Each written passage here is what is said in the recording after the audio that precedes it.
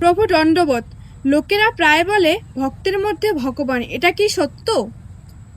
হ্যাঁ, ভক্তের মধ্যে যারা কৃষ্ণ ভক্ত তাদের মধ্যে ভগবান শ্রীকৃষ্ণ দ্বিভুজ মুরলীধর রূপে অবস্থান করেন।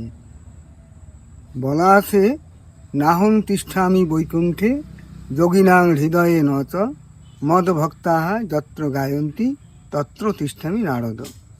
আমি বৈকুণ্ঠে থাকি না, যোগিনাং হৃদয়ে নচ, যোগীদের হৃদয়েও থাকি না, মদ ভক্তা যত্র গায়ন্তী, আমার ভক্তগণ যেখানে বসে বসে আমার গুণগান করেন সেই ভক্তদের হৃদয়েই আমি সর্বদা থাকি।